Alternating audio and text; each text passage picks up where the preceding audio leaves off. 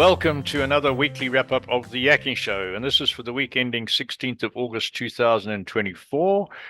Days are getting shorter, days are getting a little cooler here as well, although they're still pretty nice and not that sweltering heat we had. So Mhm.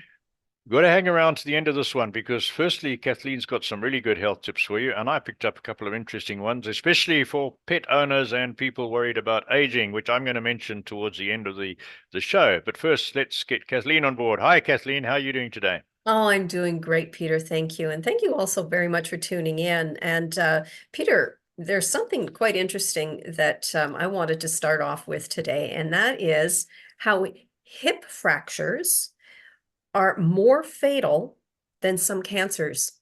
Really? Yep. And I'm just going to talk about 5 key preventative steps. But first, Mm-hmm. I just want to talk about how there's recent studies have shown that the survival rate for elderly individuals after a hip fracture is even lower than that for colorectal cancer, which is the second leading cause of cancer death in the United States.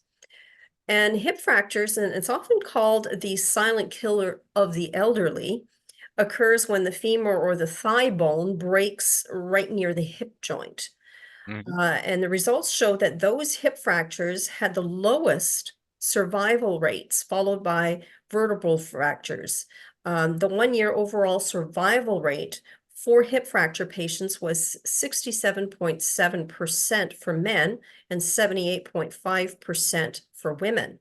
But among the hip fracture patients, less than 1/3 or 32.3% of men and less than half of women survived for more than 5 years. And of course, once you reach the age of 85, over 85 had the poorest prognosis. And something Mm-hmm. else that's not included in this article, but something that I had read quite some time ago, is that, of course, 95% of blood cells is produced in the bone marrow.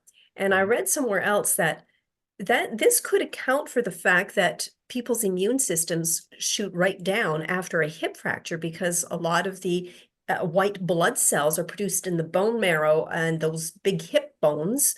Mm-hmm. It depletes the immune system, exposing that elderly person to more, bugs, or it just depletes their immune system, right? And that's Mm. probably what would account for them going downhill more quickly. And it says here also that the study that they did showed that while the survival rate after a fracture was generally higher for women than for men, women were at a significantly higher risk of fractures and were also more likely to experience subsequent fractures. Um, the subsequent fractures accounted for up to 2/3 of the total deaths among women with fractures. Mm. And some of the 5 steps that they say to reduce the hip fractures, the first, of course, is screen for bone density and maintain bone strength. And secondly, to keep the muscles strong. So weight-bearing exercises would be a great way to do that. And also ensure adequate nutrition for bone health. It's important to eat plenty of potassium-rich fruits and vegetables, such as bananas and spinach. And they found studies that the potassium has a positive effect on calcium metabolism. Mm-hmm. So that's Mm-hmm. why they talk about potassium-rich fruits and vegetables. Also, check medications and vision. If you experience dizziness, lightheadedness, weakness, or loss of balance while walking, these are things that could expose you to fracture risk, right, for falling. And the last one rather, is to improve home safety. So most Mm-hmm. falls, they say, occur at the home, and simple changes can significantly reduce the risk of falls and fractures. Wow. So that's what I wanted to talk about today about. Oh, that's really interesting. Yeah. Um, Question for you. Mhm. Have you read at all what the effect, which is a result of a fracture, is things like knee and hip replacements, because the large bones produce most of the marrow and therefore the blood cells. If you stick a great big piece of titanium down into that marrow, like because I mean you see the spike on a Mm. ball from a hip replacement, it's Mhm. huge. I wonder if that affects the production of bone marrow and therefore red blood cells. Oh, What a great question, you know, and I have no idea. Yeah, it's But interesting. it makes you wonder though, right? Yeah.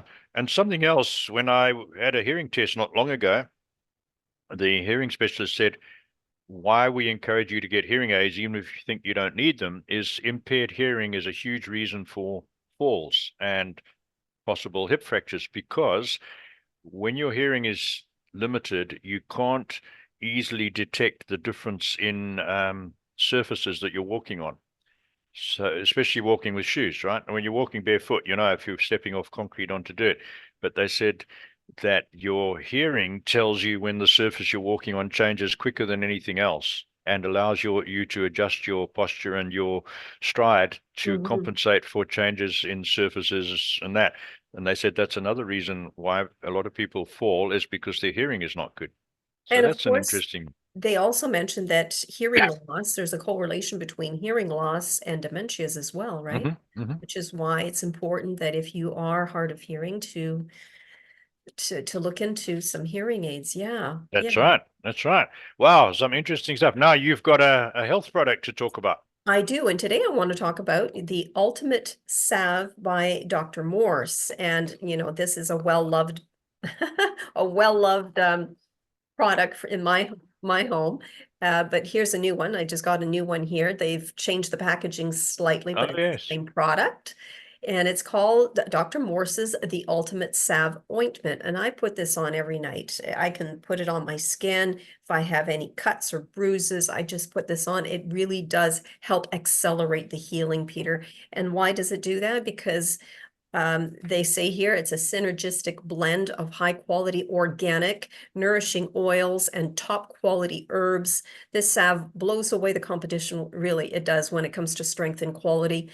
You can see the difference. It's made up of golden seal root, burdock leaf, aloe vera, cat's claw bark, astragalus root, as well as others. And as I said, it expedites wound healing, it soothes skin irritations, and it's really for overall skin health. I love this product.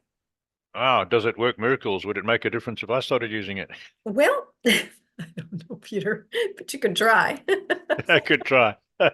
Oh, that's great. And there will be a link to that Dr. Morse's Ultimate Salve in Mm, the description on both the audio and the video, and of course in our weekly newsletter. So let's get on to what happened on the show this week. Tuesday's guest was Kelly Sparta, sorry, a transformational shaman who empowers spiritual practitioners, teachers, and coaches to achieve six-figure income. Kelly is the author of the Overachiever's Guide to Spiritual Awakening, and she hosts one of the top 2% globally ranked podcasts called Spirit Sherpa. She was a really energetic and quite amazing lady that we had on the show, and she had all sorts of ideas and tips to help you live a better life and to realize your potential. I think it was a big thing that came through that so many people don't live up to their potential. So that was a good one. You got mhm. anything to add on her, Kathleen?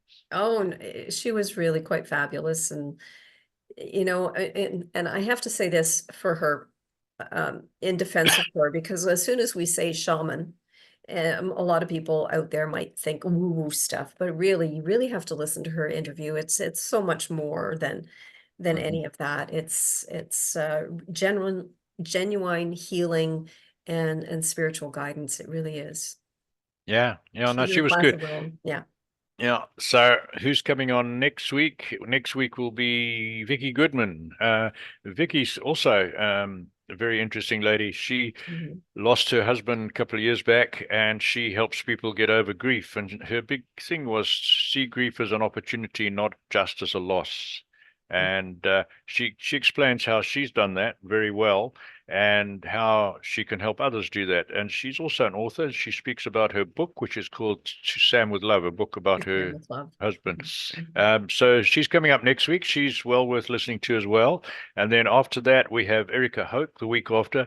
Erica talks about natural fertility and helps women who are having problems getting pregnant by natural means rather than laboratory or medical stuff. And she has an incredible story herself because she Yeah. was told that she probably would never have children, and she had a whole battery of different health issues. And in any ways, she ended up having 4 children, 4 healthy children. So That's right. she has And an a set of, inspiring story. including a set of twins, right? That's right. That's right. Yeah, that's right. And then after her will be Blanca Rodriguez, another entertaining lady. Got a whole lot of ladies in the lineup, and she talks about, well, she helps menopausal women overcome problems and get fit and healthy and get on with life. I think that was her big one. But also, she's a ball of fire. She was a really energetic, interesting lady. And that's who's coming up. Then, of course, we've got to tell you about our book. And our featured author this week is Dr. Robert Morse from episode 294 with his book, The Detox Miracle Source Book. And I haven't personally read that book. You've read that one, I think, though, haven't you, Cover Kathleen? to cover. Yep. Yeah. And that's good. So there'll be a link to that there. Oh, and And then it I gives said to you, wonderful recipes in that book too, Peter, oh, on good. a detox diet, which I love. You know, you can follow, what to do the first day and what to have for breakfast, what to have for lunch, and what for dinner, and things that you should avoid altogether. It's a wonderful book. Good. Okay, so there'll be a link there again in the description and in the newsletter and on the blog post. And then I said that I had two more little interesting health tidbits, if you like. And the first one, I saw an article on Epoch Times, one of our great resources, saying the many health benefits of pet ownership. And we know the psychological benefit and companionship and Mhm. looking after another living animal. We know all that. But this is specifically relates to improving your gut bacteria levels by having pets in the house. And there's a lot of information there. The bottom line is that people who have pets, mainly dogs, but cats as well, tend to have healthier gut systems than people who don't have pets. And the belief is that we exchange bacteria between ourselves and our pets to the benefit of both of us, as we have a more diversified micro series of microorganisms in our gut. And there's details in that article. We'll put a link in there, and particularly it seems to having pets seems to help people and prevent them contracting C. difficile, which is a very bad infection to get, bacterial infection to get, causes terrible diarrhea, often associated with antibiotic use, treatment with Yep. antibiotics, and hospital visits. So that was the one. And the other one that I found interesting for me at my advanced age of 70 something is that aging is not linear. We have bursts of aging in our 40s and 60s for some reason. So they've and this is a very big study that they've established this, and they thought, well, with women that's because of menopause. It's not at all. That's another story with hormones, but they find both men and women tend to age in a burst in their 40s and again in their 60s. And in the 40s, it seems to affect things like how we metabolize alcohol and caffeine, and it has some effect on skin and muscle and heart. And in our 60s, it's more carbohydrates and caffeine and metabolism.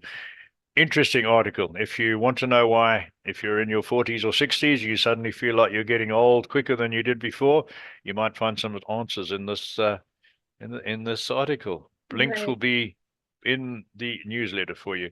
That's right. about it from me. So, sorry, Kathleen, you want to add to that? Well, you know what? Maybe not to add to that, but I also have a little cat tidbit that I read the other day, which I Mm, thought was really interesting, which I had no idea about.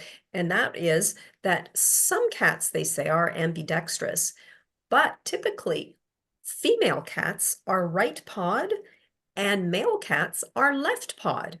I had no idea. interesting. Did you? Nope, I didn't know that at all. Anyways, No, no. just I thought. know, I know with larger animals, with horses in particular, and with dogs, that you can see that they have a dominant forefoot or forepaw. Like a horse will generally, if he wants his food, he will paw the ground. If he's impatient, he will paw the ground mainly with the right, but there are some left-pawed horses, left-hoofed horses, if you like. Oh, It's quite quasi easy to determine which is their dominant leg, and dogs the same. Yeah, oh, interesting. interesting. Yeah. Yeah. So we've got a really good lineup of guests coming along for you. So make sure you don't miss out on guests. Hop onto the website, yakkingshow.com, and sign up for our weekly newsletter. We only send you one email a week. We just tell you who's on this week, who's coming next week, and of course, Kathleen's brilliant health tips and sometimes some extra ones like mine. And that's what we do. So back to you, Kathleen. Well, thank you all so very much for tuning in. And of course, if anyone is interested in being a guest on this show, we're always looking for top health experts to be on this show, whether it's alternative health, mental health, anything whatsoever. We want to hear from you, and all you have to do is visit us at theyakkingshow.com. You can click on the contacts tab where you will find a short application form, and we'd love to hear from you. So until next week, take care, everyone. Bye bye. Goodbye.